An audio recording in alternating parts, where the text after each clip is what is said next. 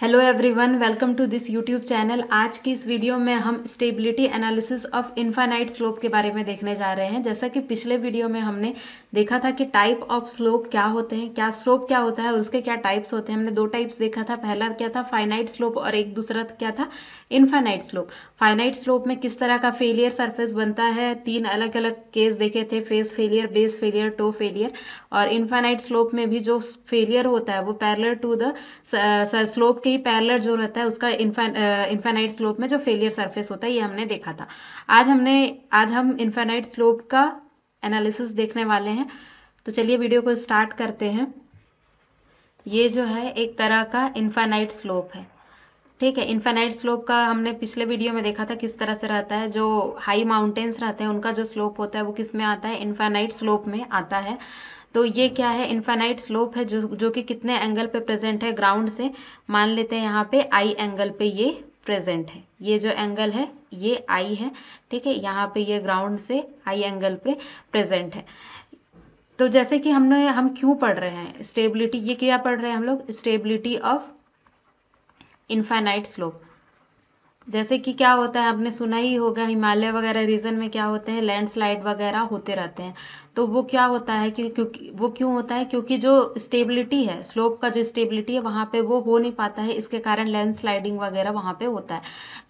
जो stability of slope है वो किस पे डिपेंड करता है, हमारा अलग अलग कंडीशन पे डिपेंड करता है कि क्योंकि स्लोप क्या है, क्योंकि माउंटेन है तो वो किसी सॉइल में ही क्या है, प्रेजेंट है, सॉइल के ऊपर ही सब कुछ सॉइल से ही मिलके बना हुआ है एक्चुअली बताऊं तो क्या होगा कि उसमें अलग अलग केस होंगे। जैसे कि ड्राई कंडीशन रहेगा सॉइल का, अगर वेट कंडीशन रहेगा तो ये सब कंडीशन रहेगा, फिर सबमर्ज्ड होगा या फिर सीपेज हो रहा है तो उसके अकॉर्डिंग क्या होगा यहाँ पे कि जो जो सॉइल का जो स्ट्रेंथ होगा वो क्या करेगा, यहाँ पे वेरी करेगा।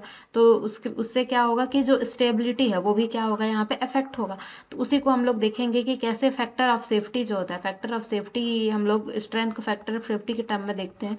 तो देखेंगे कि कैसे हमारा फैक्टर ऑफ सेफ्टी वेरी करता है विथ डिफरेंट डिफरेंट कंडीशन। तो सबसे पहले हम लोग फैक्टर ऑफ सेफ्टी को पढ़ने से पहले हम लोग देखेंगे यहाँ पे कि हमारा जो मेन जो चीज़ होता है, ये क्या बोलते हैं इनफाइनाइट स्लोप के एनालिसिस में, वो क्या क्या चीज़ है आप लोग को पता होना चाहिए, ठीक है, फैक्टर ऑफ सेफ्टी कैलकुलेट करने से पहले। तो यहाँ पे हमने क्या लिया है, यहाँ पे इनफाइनाइट स्लोप लिया है जो कि कितने एंगल पे प्रेजेंट है, यहाँ पे आई एंगल पे प्रेजेंट है। जैसे कि हमने क्या देखा था, पहले भी हम लोग पढ़े हैं कि जैसे हम लोग का जो सॉइल रहता है वो क्या है, ऐसे हॉरिजॉन्टली प्रेजेंट है कितने डेप्थ तक, जेड डेप्थ तक, जिसका कि यूनिट वेट गामा है। तो हम लोग का जो वर्टिकल स्ट्रेस रहता है इसका डिस्ट्रीब्यूशन ऐसे ट्रायंगुलर बनता था, ट्रायंगुलर डिस्ट्रीब्यूशन बनता था, और जो कि नीचे में वर्टिकल स्ट्रेस कितना देता था, ये गामा इंटू जेड देता था। अगर यही सॉइल हम लोग का क्या है, इंक्लाइन इस तरह से प्रेजेंट है, कितने एंगल पे यहाँ पे प्रेजेंट है, आई एंगल पे प्रेजेंट है। तो हम लोग का जो वर्टिकल स्ट्रेस है, यहाँ भी वर्टिकल स्ट्रेस मान लीजिए सिग्मा वी है जो कि डाउनवर्ड में लग रहा है कितना, गामा इंटू जेड लग रहा था। अब तो हम अगर यही सॉइल हम लोग का कैसा है, इंक्लाइन कर दिए हैं, तो क्या हो जाएगा, यहाँ पे वर्टिकल स्ट्रेस जो रहेगा, यहाँ पे सिग्मा वी जो रहेगा, यहाँ पे क्या हो जाएगा, गामा जेड कॉस आई हो जाएगा, ठीक है। क्योंकि ये क्या हो चुका है, आई से हम लोग इसको क्या कर दिए हैं, यहाँ पे टिल्ट कर दिए है ना। तो क्या हो जाएगा, यहाँ पे जो वर्टिकल स्ट्रेस लगेगा इस सॉइल के कारण, sigma V is equal to क्या हो जाएगा, गामा जेड कॉस आई। अब इसका क्या होगा, दो कंपोनेंट होगा, क्योंकि ये क्या इंक्लाइन सरफेस में लग रहा है तो इसका क्या होगा, दो कंपोनेंट होगा। पहला जो होगा क्या होगा, वर्टिकल रहेगा, और एक क्या होगा यहाँ पे हॉरिजॉन्टल रहेगा। एक कंपोनेंट जो रहेगा क्या होगा, अलोंग दिस प्लेन, ठीक है, अलोंग दिस प्लेन रहेगा, और एक क्या हो जाएगा, परपेंडिकुलर टू दिस प्लेन होगा। तो परपेंडिकुलर वाला को क्या बोलेंगे, नॉर्मल कंपोनेंट, जो कि हम लोग का सिग्मा ई एन से डिनोट करेंगे, और पैरेलल टू दिस प्लेन को हम लोग क्या बोलेंगे, शेयर कंपोनेंट, जिसको हम लोग टाउ से डिनोट करते हैं। तो क्या हो जाएगा, इसका जो वैल्यू होगा, देखिए यहाँ पे क्या लिखेंगे हम लोग, तो क्या हो जाएगा, सिग्मा एन जो होगा वो क्या होगा, सिग्मा वी। पहले तो हम लोग को एंगल पता होना चाहिए ना, किसके साथ एंगल बन रहा है। तो यहाँ पे देखिए कि एंगल जो है क्या है, किसके साथ बन रहा है, ग्राउंड का इसके साथ, स्लोप के साथ कितना एंगल है, आई एंगल है। तो अगर हम लोग जैसे कि जानते हैं कि दो लोग के बीच का एंगल आई है, तो इन लोग के जो परपेंडिकुलर होंगे उनके बीच का भी एंगल आई ही होगा। तो ये जो स्लोप दिख रहा है आप लोग को, ये जो दिख रहा है, इसका जो परपेंडिकुलर कौन है, ये सिग्मा एन है। और यहाँ पे ये जो ग्राउंड है इसका परपेंडिकुलर कौन सा है, इसका एक परपेंडिकुलर ये सिग्मा वी है, तो इन दोनों के बीच का भी एंगल क्या हो जाएगा, आई हो जाएगा। ये तो रूल होता है ना, आप लोग पढ़ा भी होगा कि दो लोग के बीच का जितना एंगल है उनके बीच का परपेंडिकुलर का भी एंगल वही होगा, तो ये तो आप लोग मैथ से पढ़े ही होंगे। तो ये एंगल क्या हो जाएगा, आई हो जाएगा। तो सिग्मा एन का जो वैल्यू होगा वो क्या हो जाएगा, सिग्मा वी कॉस आई, ठीक है। और टाउ का जो वैल्यू हो जाएगा क्या हो जाएगा, सिग्मा वी साइन आई हो जाएगा। तो sigma we cos I, sigma we का वैल्यू क्या है, गामा इंटू जेड है। सिग्मा वी का वैल्यू कितना है, गामा इंटू जेड कॉस आई है। और मल्टीप्लाई किससे कर रहे हैं, कॉस आई से। फाइनल क्या बन जाएगा, gamma Z cos square I. और वैसे ही क्या हो जाएगा, सिग्मा वी क्या है, गामा जेड कॉस आई है, मल्टीप्लाई किससे कर रहे हैं, साइन आई से। तो क्या बन जाएगा, gamma Z cos I sine आई। तो हम लोग का जो फाइनल वैल्यू आ रहा है नॉर्मल स्ट्रेस का वो क्या आ रहा है, गामा जेड कॉस स्क्वायर आई आ जा रहा है। और टाउ का जो वैल्यू हो रहा है वो कितना आ रहा है, gamma Z cos I sine I. ये दो वैल्यू यहाँ पे आ रहे हैं, जो कि हम लोग का क्या है, नॉर्मल कंपोनेंट है टोटल स्ट्रेस का, और कैसा कंपोनेंट है यहाँ पे, पैरेलल टू द प्लेन, मतलब शेयर स्ट्रेस का शेयर स्ट्रेस जो है वो, इसका वैल्यू क्या हो जाएगा, gamma Z cos I sine आई होगा। और जो नॉर्मल स्ट्रेस जो लगेगा जब हम लोग का जो स्लोप है वो क्या है, ऐसे इंक्लाइन है, तो वो कितना आ जाएगा यहाँ पे, गामा जेड कॉस स्क्वायर आई होगा। अब जब फैक्टर ऑफ सेफ्टी कैलकुलेट करेंगे ना, तब इसका यूज समझ में आएगा आप लोग को। तो आप लोग क्या है, इसको डायरेक्ट याद रखिए, ठीक है। सिग्मा एन जो रहता है गामा जेड कॉस स्क्वायर आई होता है, और टाउ जो रहता है gamma Z cos I sine आई होता है। तो वही हम लोग यहाँ पे देखेंगे कि कैसे क्या क्या इसका यूज है। तो यहाँ पे हम लोग डिफरेंट केसेस देखने जा रहे हैं, जो कि हम लोग किस टाइप के सॉइल में देख रहे हैं, कोहेजन लेस सॉइल में हम लोग देख रहे हैं, ठीक है। इनफाइनाइट स्लोप एक तो देख रहे हैं, और उसमें भी हम लोग कोहेजन लेस टाइप के सॉइल में हम लोग देख रहे हैं, मतलब कि सी इसमें क्या होगा, 0 होगा, ठीक है। इसमें हम लोग 3 टाइप के केस देखेंगे। पहला, जब हम लोग का जो ड्राई है, ड्राई कोहेजन लेस सॉइल है। दूसरा जो रहेगा हम लोग का क्या रहेगा, फुली सबमर्ज रहेगा। और तीसरा केस हम लोग देखेंगे कि सीपेज जब अकर होगा। तो 3 टाइप के यहाँ पे हम लोग केस देखने वाले हैं। तो हम लोग चलिए स्टार्ट करते हैं। पहला जो केस है, ड्राई कोहेजन लेस सॉइल रहेगा, जब तो इसका मतलब है कि हम लोग का जो वाटर टेबल है वो क्या है, प्रेजेंट नहीं है, तभी तो ड्राई है ना। तो हम लोग का जो फैक्टर ऑफ सेफ्टी रहता है वो क्या होता है, shear strength upon shear stress. या फिर हम लोग क्या बोल सकते हैं कि जोड़ने वाली ताकत, जो भी ताकत है, मतलब कि सॉइल में जो जितना ताकत है रजिस्ट करने का, जोड़ने वाली ताकत अपॉन तोड़ने वाली मतलब कि जो कि क्या कर रहा है, इसको स्ट्रेस अगर जिसके कारण क्या आ रहा है, स्ट्रेस आ रहा है, जिसके कारण क्या हो रहा है, फेल हो रहा है।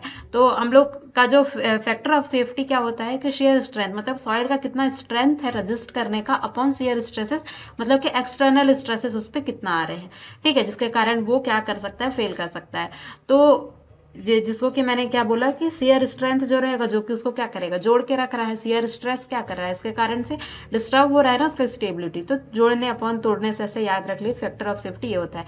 तो जैसे कि शेयर स्ट्रेंथ जो होता है सॉइल का, वो क्या होता है, टाउ एफ से इसको हम लोग डिनोट कर रहे हैं। और शेयर स्ट्रेंथ जो होता है सॉइल का, टाउ एफ, वो क्या होता है, सी प्लस सिग्मा एन बार टेन फाइव। ये क्या होता है, शेयर स्ट्रेंथ ऑफ सॉइल होता है, ठीक है। लेकिन हम लोग किस टाइप का यहाँ पे सॉइल ले रहे हैं, कोहेजन लेस सॉइल ले रहे हैं, तो सी का वैल्यू क्या हो जाएगा, 0 हो जाएगा।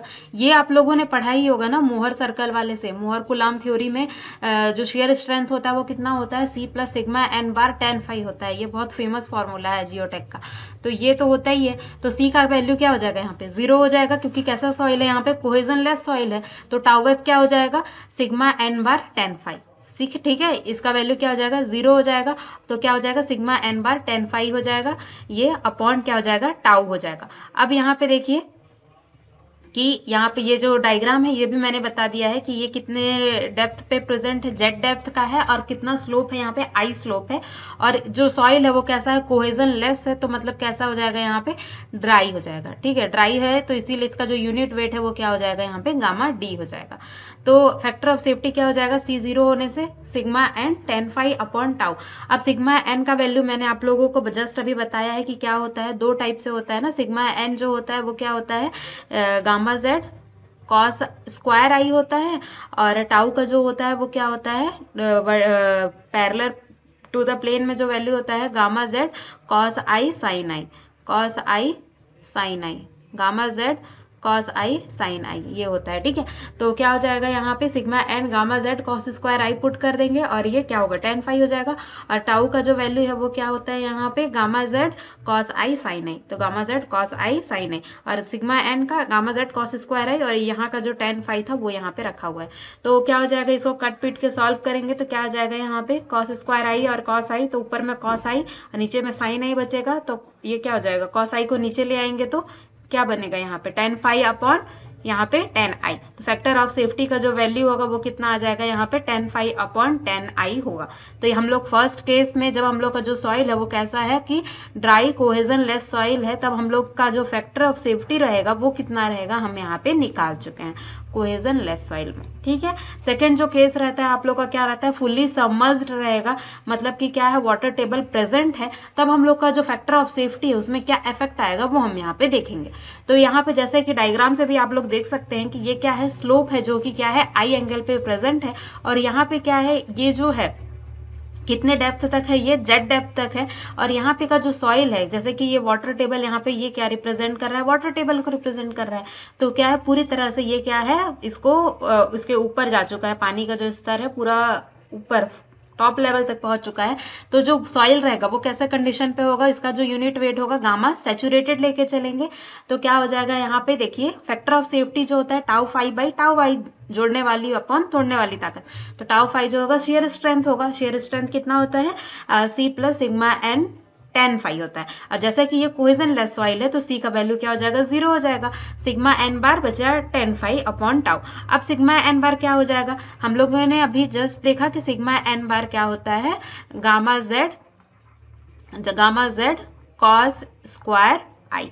तो यहाँ पे गामा क्या हो जाएगा, गामा क्या हो जाएगा, पिछले वाले केस में ड्राई था लेकिन हम लोग क्या मान रहे थे कि कुछ ना कुछ मॉइस्चर रहेगा इस ऑयल में, तो इसीलिए उसको गामा बल्क लेके हम लोगों ने सॉल्व कर दिया था। यहाँ पे गामा ही बल्क लेके सॉल्व कर दिए थे। लेकिन यहाँ पे क्या है कि वाटर पूरी तरह से फिलअप है वॉइड्स के बीच में, तो गामा क्या हो जाएगा, गामा सबमर्ज्ड हो जाएगा ना, गामा सबमर्ज्ड हो जाएगा इसमें। तो क्या हो जाएगा यहाँ पे कि जो यहाँ पे जो सॉइल रहेगा वो क्या हो जाएगा पूरी तरह से सबमर्ज्ड केस में है, तो गामा क्या होगा, गामा सबमर्ज्ड हो जाएगा into Z cos square I. और नीचे वाले में भी क्या हो जाएगा, टाउ में भी गामा, ये टाउ क्या लिखेंगे हम लोग, गामा जेड, टाउ क्या लिखेंगे, gamma Z cos I sine I, ये हम लोगों ने देखा ना। तो फिर यहाँ पे क्या आ जाएगा, gamma submerged Z cos I sine आई हो जाएगा और मल्टीप्लाई बाय ये क्या होगा, यहाँ पे जो एक्स्ट्रा फैक्टर है ये क्या है, यहाँ पे tan फाई एक्स्ट्रा फैक्टर है, जो ये वाला tan फाई है। तो क्या हो जाएगा, gamma submerged Z cos square I, gamma submerged Z cos I sine I और इनटू में tan फाई। तो आप इसको अगर सॉल्व करते हैं ना, आप इसको अगर सॉल्व करते हैं तो यहाँ पे फिर से क्या बनेगा, इसको सॉल्व करने के बाद यही बनेगा, factor of safety tan phi upon tan I ही बनेगा। मतलब कि जब हम लोग का जो सॉइल है वो क्या है सबमर्ज्ड कंडीशन में है, तब भी हम लोग का जो फैक्टर ऑफ सेफ्टी है उसमें कोई चेंजेस नहीं आ रहे हैं। जब हम लोग का वाटर टेबल प्रेजेंट नहीं था तो भी वही फैक्टर ऑफ सेफ्टी था, और वाटर टेबल प्रेजेंट है तो भी वही फैक्टर ऑफ सेफ्टी है। और उसके बाद जो नेक्स्ट केस है वो क्या है, water table at any depth in cohesionless soil and seepage occurs parallel to the surface. Third वाला जो केस है आप लोग के सेमेस्टर एग्जाम के लिए थोड़ा उतना इंपॉर्टेंट नहीं है, लेकिन भी आप लोग इसको देख लीजिए क्या होता है। ठीक है, क्योंकि इजी ही है, वैसे ही है, बस इसमें क्या हो रहा है कि जो वाटर टेबल है वो क्या है कहीं पे बीच में प्रेजेंट है। ठीक है, मान लीजिए यहाँ पे H2 डेप्थ तक क्या है वाटर सिर्फ राइज किया है, H1 डेप्थ में यहाँ पे वाटर प्रेजेंट नहीं है, तो इसीलिए यहाँ पे का जो सॉइल का यूनिट वेट है वो क्या लिए हैं, गामा डी लिए हैं, और उससे नीचे का सॉइल को क्या लिए हैं, गामा सैचुरेटेड लिए हैं। ठीक है, तो क्या हो जाएगा यहाँ पे सेक्शन यहाँ पे क्या लेंगे, एट सेक्शन 1-1 में यहाँ पे देखेंगे 1-1 में क्या हो जाएगा, यहाँ पे जो सिग्मा वी है, सिग्मा एन जो रहता है वो क्या हो जाएगा, सिग्मा वी कॉस आई होता है, जैसे कि हम लोगों ने पहले भी देखा था।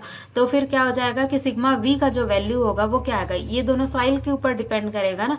तो गामा डी डेप्थ तक, गामा डी जो है कितने डेप्थ तक है, H1 डेप्थ तक है, तो गामा डी H1 प्लस, और नीचे में क्या है, गामा सैचुरेटेड है तो गामा सैचुरेटेड H2, और माइनस में क्या हो जाएगा यहाँ पे, क्योंकि हम लोग क्या लिखते हैं यहाँ पे, ये जो लिख रहे हैं ये क्या लिख रहे हैं, वाटर प्रेजेंट है तो क्या लिखेंगे यहाँ पे, इफेक्टिव स्ट्रेस लिख रहे हैं ना, इफेक्टिव स्ट्रेस लिख रहे हैं तो क्या हो जाएगा, minus of gamma W H2, क्योंकि हम लोग का वाटर कितने हाइट तक प्रेजेंट है, यहाँ पे H2 हाइट तक प्रेजेंट है। तो इसको सॉल्व करने से क्या होगा, gamma D H1 plus gamma, ये दोनों को gamma saturated minus gamma W किसके इक्वल होता है, गामा सबमर्ज्ड के इक्वल होता है, और ये क्या हो जाएगा H2। इंटू क्या हो जाएगा कॉस स्क्वायर आई हो जाएगा। सिमिलरली यहाँ पे टाउ जो रहेगा वो क्या होता है सिग्मा वी बार साइन आई हो जाएगा, क्योंकि हम लोग इफेक्टिव लेंगे ना, क्योंकि वाटर प्रेजेंट है तो क्या हो जाएगा यहाँ पे gamma D H1, gamma D कितने हाइट तक है H1 हाइट तक प्रेजेंट है, प्लस गामा सैचुरेटेड कितने हाइट तक प्रेजेंट है H2 हाइट तक है, कॉस आई साइन आई हो जाएगा। तो यहाँ पे क्या हो जाएगा कि ये जो पोर वाटर प्रेशर है ना, यहाँ पे जो इसमें एक ही चीज समझने वाला है कि ये वाले केस में हम लोग जब ले रहे थे सीपेज जब हो रहा है, तो हम लोग जब नॉर्मल स्ट्रेस ले रहे हैं तो हम लोग क्या कर रहे हैं वाटर के कारण, वाटर का जो इफेक्ट है इसको यहाँ पे कंसिडर कर रहे हैं गामा WH2। लेकिन हम लोग पहले भी हम लोग नहीं किए थे ना, स्टार्टिंग के केस में तो वाटर था ही नहीं, दूसरे वाले में भी हम लोग पोर वाटर प्रेशर नहीं किए थे, डायरेक्ट सबमर्ज पे दिए थे। लेकिन तीसरा केस जो कि सीपेज का केस है, इसमें क्या होता है कि जब नॉर्मल स्ट्रेस लिखते हैं, जो कि हम लोग ऐसे लिख रहे थे सिग्मा एन, और ये जो था टाउ जो था क्या था शियर स्ट्रेस था, तो नॉर्मल स्ट्रेस के केस में हम लोग गामा WH2 हम लोग यहाँ पे कंसिडर किए, यहाँ पे आपने देखा भी होगा गामा WH2 कंसिडर की। लेकिन टाउ के केस में भी तो हम लोग चाहते कि gamma saturated H2 minus gamma WH2 कर सकते थे ना, लेकिन यहाँ पे नहीं कर रहे। क्योंकि क्यों नहीं कर रहे, क्योंकि वाटर कैसा फ्लो हो रहा है यहाँ पे इस डायरेक्शन में फ्लो हो रहा है ना, ऐसा फ्लो हो रहा है वाटर का, तो वाटर जो प्रेशर लगाता है वो कैसे लगाता है अपने से परपेंडिकुलर डायरेक्शन में प्रेशर लगाएगा ना, क्योंकि ये जो शियर स्ट्रेस है इसी के डायरेक्शन के पैरेलल है, तो इसीलिए इसमें कोई पोर वाटर प्रेशर नहीं आएगा। लेकिन सिग्मा एन जो है क्या है वाटर के फ्लो के डायरेक्शन के नॉर्मल में है, तो इसमें क्या है पोर वाटर प्रेशर आएगा, तो इसीलिए क्या है इसमें गामा WH2 माइनस कर रहे हैं, पोर वाटर प्रेशर का इफेक्ट को कंसिडर कर रहे हैं, तो ये क्या बन जा रहा है अल्टीमेटली गामा सबमर्ज्ड बन जा रहा है। लेकिन यहाँ पे क्या कर रहे हैं ना हम लोग कि गामा सैचुरेटेड H2 ही लिख रहे हैं, माइनस गामा WH2 नहीं कर रहे, क्योंकि ये क्या है इसका ये किसके अलॉन्ग है, डायरेक्शन ऑफ फ्लो के अलॉन्ग ही लग रहा है ना, तो हम लोग इसको माइनस नहीं कर रहे हैं गामा WH2 से। तो यही मेजर डिफरेंस होता है जब सीपेज अकर होता है तब। बाकी सबमर्ज्ड के केस में आप गामा सबमर्ज लेके चलिए, और ड्राई के केस में आप गामा बल्क लेके सॉल्व कर लीजिए, ऊपर नीचे वैसे भी कट जाना है। लेकिन क्या है इसमें सीपेज वाले केस में कि सिग्मा एन में हम लोग लिखते हैं तो नॉर्मल स्ट्रेस लिखते हैं, तो हम लोग पोर वाटर प्रेशर को हम लोग कंसिडर करते हैं, क्योंकि वो कैसा प्रेजेंट है वाटर के फ्लो के परपेंडिकुलर प्रेजेंट है। लेकिन जब हम लोग शियर स्ट्रेस लिख रहे हैं तो पोर वाटर प्रेशर का कंसिडर नहीं कर रहे हैं, क्योंकि वाटर का जो फ्लो हो रहा है इसी के डायरेक्शन में हो रहा है, तो इसमें कोई भी प्रेशर नहीं लगाएगा। ये है। अब देखिए फैक्टर ऑफ सेफ्टी जैसे निकाल रहे थे वैसे निकालेंगे, तो क्या हो जाएगा C प्लस सिग्मा एन बार 10 अपॉन टाउ, तो C क्या हो जाएगा यहाँ पे 0 हो जाएगा, क्योंकि कैसा सॉइल है कोहेजन लेस सॉइल है। तो सिग्मा एन बार का वैल्यू क्या हो जाएगा यहाँ पे, सिग्मा एन बार का वैल्यू क्या हो जाएगा gamma D H one plus gamma submerged H2 into cos square I, gamma D H1 plus gamma submerged H2 into cos square I, और ये tan फाई को यहाँ लिख देंगे। और टाउ जो है यहाँ पे क्या हो जाएगा, टाउ जो रहेगा gamma D H1 plus gamma saturated H2 into cos I sine I, ये हो जाएगा फैक्टर ऑफ सेफ्टी। तो फिर अब इसको अरेंज कर दीजिए, gamma D H1 plus gamma submerged H2 upon gamma D H1 plus gamma saturated H2 into ये क्या हो जाएगा ऊपर नीचे कट के tan फाई बाई tan आई, इस तरह से फाइनल फैक्टर ऑफ सेफ्टी आ जाएगा। किस केस में, जब हम लोग का क्या हो रहा है सीपेज अकर हो रहा है। अब इसमें एक स्पेशल केस आ जाता है, जैसे कि यहाँ पे सीपेज अकर हो रहा है, कितने डेप्थ तक वाटर टेबल राइज कर पाया है, ओनली H2 डेप्थ तक वाटर टेबल राइज कर रहा है, जब क्या हो रहा है यहाँ पे सीपेज हो रहा है, मतलब वाटर फ्लो हो रहा है। लेकिन हम लोग का जो अगर वाटर जो है पूरा डेप्थ तक राइज कर गया, यहाँ तक राइज कर दिया, तो हम लोग का जो कितना होगा फैक्टर ऑफ सेफ्टी, यहाँ पे ये देखिए सबमर्ज्ड वाले केस के ही सेम आ जाएगा, ठीक है इससे। लेकिन हम लोग देखना चाहते हैं कि इससे हम लोग कैसे निकालेंगे, तो क्या हो जाएगा H1 जो होगा क्या हो जाएगा ऊपर नीचे 0 हो जाएगा, और ये गामा सबमर्ज्ड H2 बस बचेगा ऊपर में, नीचे में भी क्या में हो जाएगा यहाँ पे नीचे वाला क्या हो जाएगा, नीचे वाला क्या हो जाएगा गामा सैचुरेटेड H2 हो जाएगा ना, गामा सैचुरेटेड H2 हो जाएगा। समझ वाला केस जैसा नहीं होगा क्योंकि उसमें वाटर टेबल राइज कर गया, लेकिन इसमें क्या हो रहा है सीपेज हो रहा है, ठीक है वो तो टॉप सरफेस से भी ऊपर राइज कर चुका है ना, लेकिन ये टॉप सरफेस तक पहुंचा है, तो ये वाला केस है। तो क्या हो जाएगा गामा सबमर्ज्ड H2 हो जाएगा, और ये क्या हो जाएगा यहाँ पे गामा सैचुरेटेड H2 हो जाएगा, ठीक है। तो जैसे कि हम लोग जानते हैं कि गामा सबमर्ज्ड और गामा सैचुरेटेड के बीच का अंतर क्या होता है, gamma submerged is equal to half of gamma saturated होता है, ठीक है। तो इसको पुट करेंगे तो क्या हो जाएगा, यहाँ पे 1/2 का फैक्टर आ जाएगा, क्योंकि गामा सबमर्ज्ड क्या होता है, हाफ ऑफ गामा सैचुरेटेड होता है। गामा सबमर्ज्ड जो होता है हाफ ऑफ गामा सैचुरेटेड होता है। तो क्या हो जाएगा, फैक्टर ऑफ सेफ्टी क्या हो जाएगा इस केस में, हाफ ऑफ 10φ/10i आ जाएगा, ठीक है। सेम नहीं आ रहा है सबमर्ज्ड वाले केस से, हाफ आ रहा है। ये आप लोग याद रखिएगा जब सीपेज के केस में टॉप तक वाटर लेवल राइज कर जाता है, ठीक है। तो इसमें अगर हम लोग को क्या करना है, मिनिमम फैक्टर ऑफ सेफ्टी कितना प्रोवाइड करेंगे सीपेज के केस में, जैसा कि हम लोग जान रहे हैं कि अगर सीपेज होगा तो क्या होगा कि अगर पूरा तरह राइज कर गया तो फैक्टर ऑफ सेफ्टी को हाफ हो जाना है। तो हम लोग हमेशा ट्राई करेंगे कि इस केस में जो फैक्टर ऑफ सेफ्टी है हमेशा 2 या फिर उससे ज़्यादा प्रोवाइड करें। क्यों, क्योंकि अगर 2 प्रोवाइड करेंगे तो हाफ होके फैक्टर ऑफ सेफ्टी 1 आना है। तो 1 आएगा तो भी हम लोग का क्रिटिकल कंडीशन है, लेकिन 1 से कम हो जाता है तो हम लोग का क्या हो जाएगा, वो फेलियर में चला जाएगा। तो 1 तो हम लोग को रखना ही है। तो इसीलिए हम लोग हमेशा मेंटेन करना चाहते हैं फैक्टर ऑफ सेफ्टी सीपेज के केस में 2, ताकि हम लोग का अगर फुल मतलब टॉप तक भी चला जाए तो हाफ होता है अगर, तो फिर क्या होगा, उसका जो वैल्यू है कितना रिड्यूस हो पाए, 1 तक ही रिड्यूस कर हो पाए ना।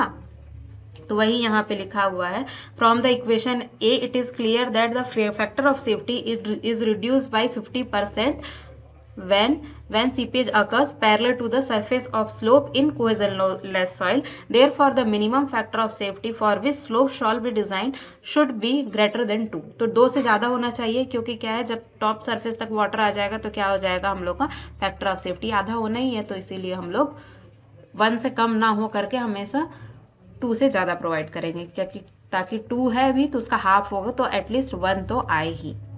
आई होप ये चीज़ समझ में आई होगी।